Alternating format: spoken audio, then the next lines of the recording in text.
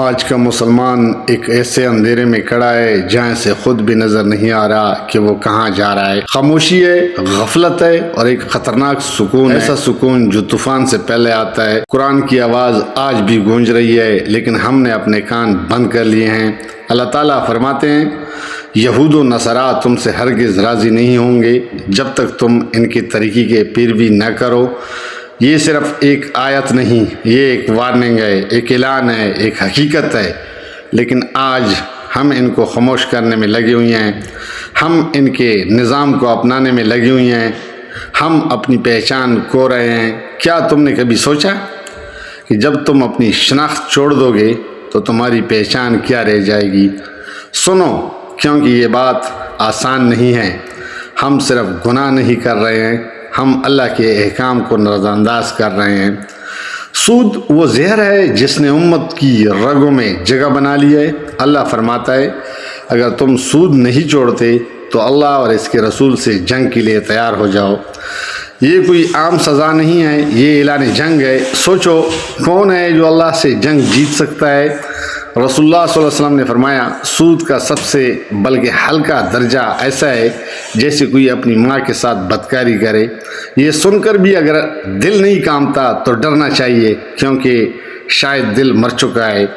آج ہم کیا کر رہے ہیں؟ ہم سودی نظام میں جکڑے ہوئے ہیں، ہم قرض لے رہے ہیں، ہم اپنے مستقبل کو گروی رکھ رہے ہیں۔ پاکستان IMF کے سامنے جھکا ہوا ہے۔ ہم کہتے ہیں ہم مسلمان ہیں، لیکن ہمارا نظام سود پر کھڑا ہے۔ افسوس افسوس۔ سعودی عرب، UAE اور دیگر اسلامی ممالک سے ہم اگر قرض لیتے ہیں تو افسوس کے ساتھ کہنا پڑتا ہے وہ سود سمیت وصول کرتے ہیں۔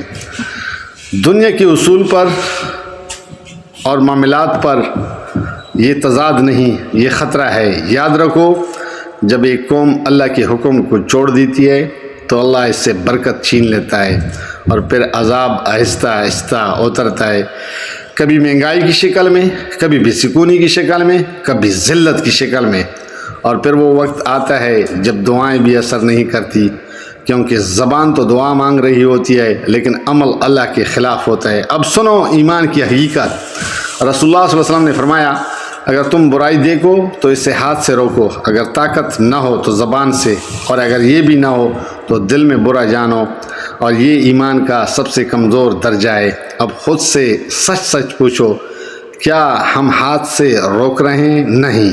کیا ہم زبان سے سچ بول رہے ہیں؟ کم۔ یا ہم صرف دل میں برا جان کر خود کو تسلی دے رہے ہیں؟ اور اگر دل بھی خاموش ہو جائے تو پھر ایمان کہاں رہ جاتا ہے؟ حقیقت تلخ ہے، ہم کمزور نہیں تھے، ہم نے خود کو کمزور بنایا۔ ہم ہارے نہیں تھے، ہم نے خود ہتھیار ڈال دیے۔ ہم نے دنیا کو چن لیا اور آخرت کو بلا دیا۔ لیکن یاد رکھو، اللہ کی پکڑ بہت سخت ہے، اور جب وہ پکڑتا ہے تو کوئی بچانے والا نہیں ہوتا۔ پھر بھی دروازہ بند نہیں ہوا، ابھی بھی وقت ہے، ابھی بھی موقع ہے۔ اگر ہم جاگ جائیں، اگر ہم بدل جائیں، اگر ہم سچے ہو جائیں تو اللہ کی رحمت سب کچھ بدل سکتی ہے۔ اللہ فرماتا ہے، اگر تم اللہ کی مدد کرو گے تو وہ تمہاری مدد کرے گا۔ آخری بات، یہ ویڈیو صرف سننے کے لیے نہیں، یہ خود کو دیکھنے کے لیے ہے۔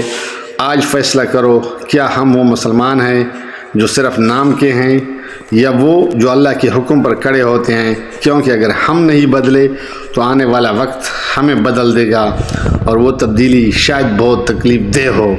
اللہ ہمیں ہدایت دے، ہمیں جگا دے، اور ہمیں اپنے راستے پر قائم رکھے۔ آمین۔ جزاک اللہ، فی امان اللہ۔